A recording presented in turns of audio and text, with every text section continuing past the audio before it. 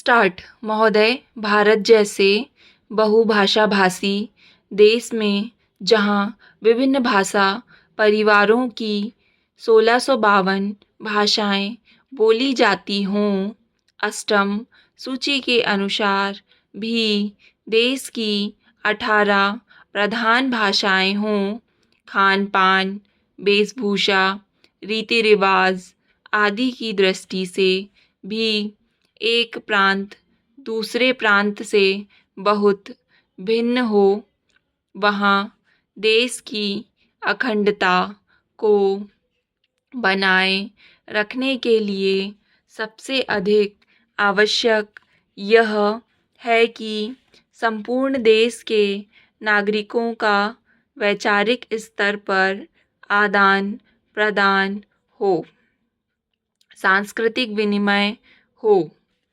एक दूसरे को समझने सराहने की चेष्टा हो।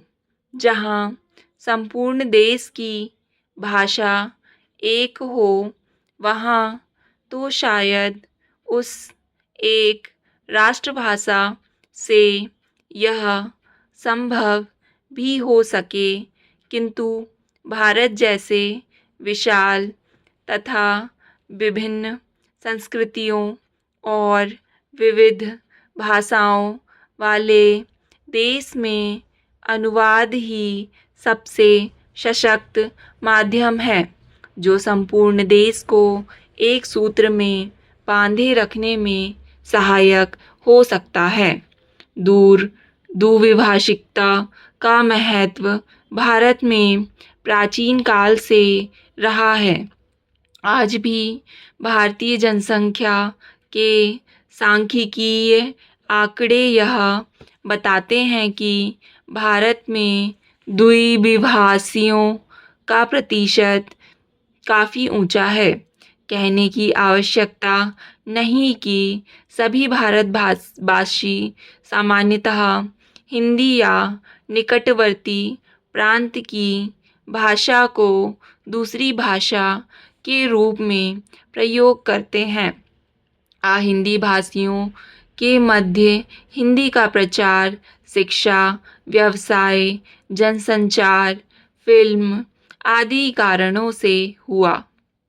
द्विभाषिकता का महत्व रोजी रोटी तथा आत्मविकास या आत्मप्रचार से बढ़ता है। यह द्विभाषिकता अनुवाद की मूल भित्ति है।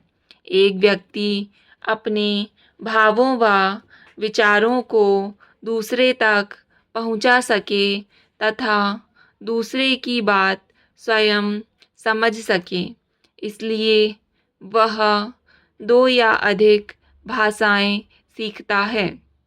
यह व्यावहारिक सत्य है कि जो व्यक्ति जितनी अधिक भाषाएं जानता है, वह उतना ही बहुज्ञ है, क्योंकि भाषा के सहारे उसका परिचय क्षेत्र तो बढ़ता ही है, वह विभिन्न भाषिक संस्कृतियों से भी परिचित होता है।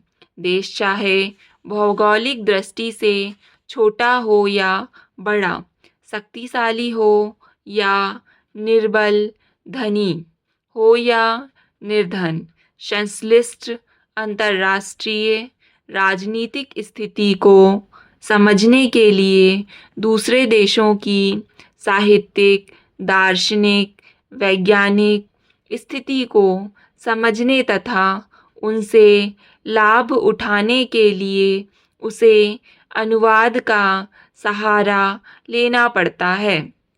सभी विकसित देशों में इसलिए अनुवाद का बड़ा महत्व है। अनुवाद संबंधी बड़े बड़े संस्थान हैं तथा बड़े सुनियोजित ढंग से अनुवाद कार्य होता है। मैं आपको यूरोप के एक छोटे से देश बल्गारिया का उदाहरण देता हूँ। बल्गारिया की जनसंख्या 40 लाख है। बल्गारिया में पर्यटकों की वर्ष भर भरमार रहती है और उसका विदेशी मुद्रा अर्जन का मुख्य स्रोत भी पर्यटन उद्योग ही है। विश्व के अनेक देशों के पर्यटक वहाँ आते हैं, जिनमें बल्गारियन भाषा जानने वालों की संख्या नहीं के बराबर ही होती है। इन पर्यटकों की सुख सुविधा के लिए तथा उन्हें भाषा की कठिनाई ना हो, इसलिए दुभाषियों की जो यूरोप की विभिन्न भाषाएं जानते हों आवश्यकता होती है।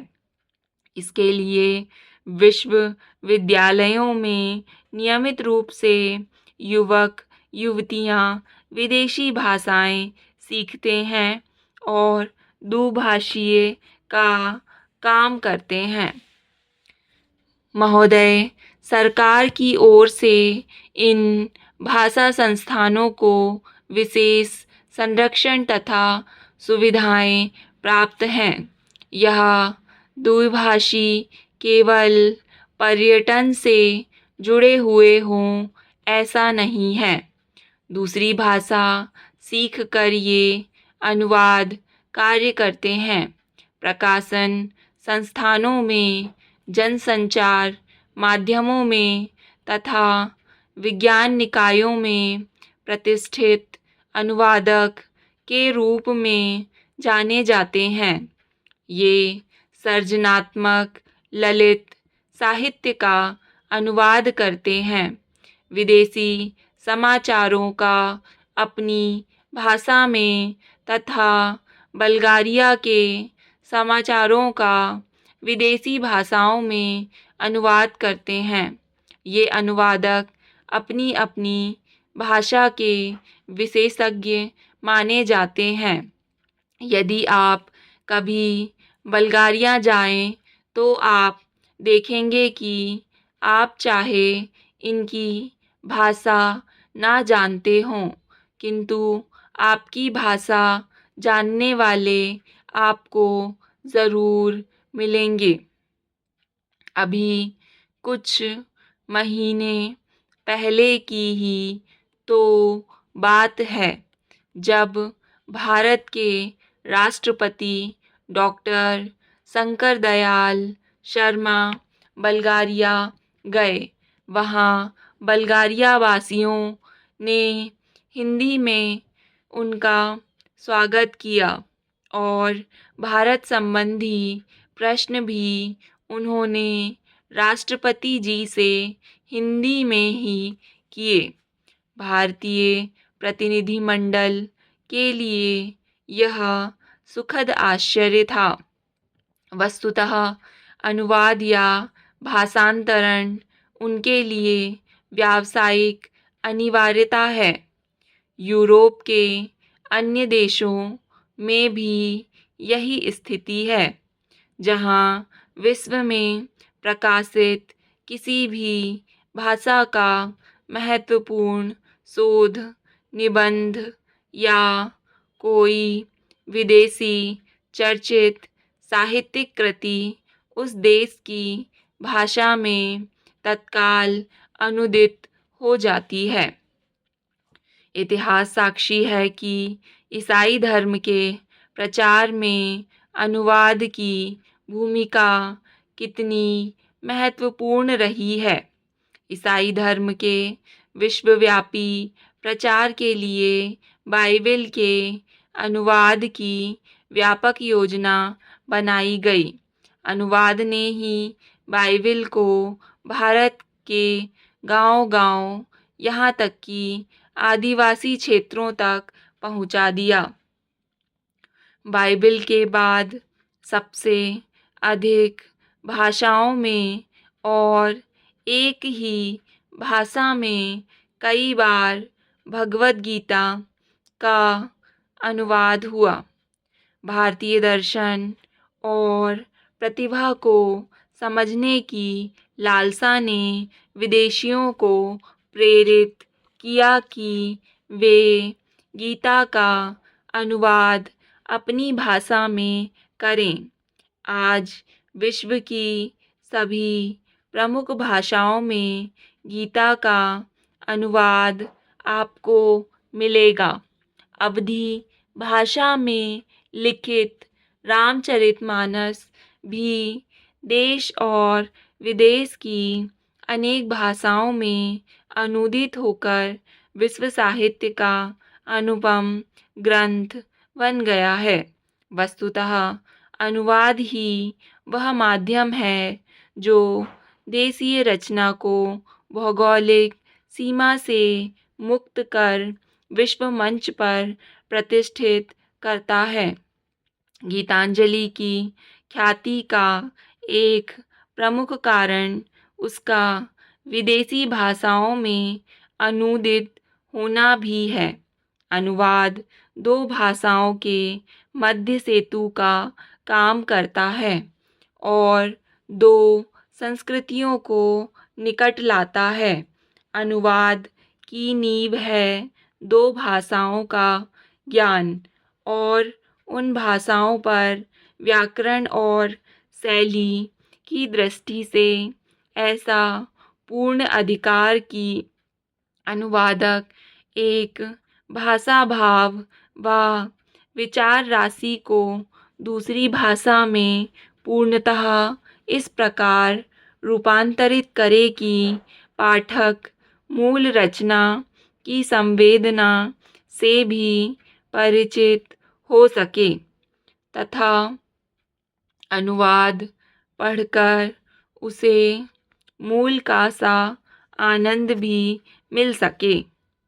यही लक्ष्य अनुवादक के लिए समस्या उत्पन्न करता है और इसी में उसके कौशल की परीक्षा भी होती है।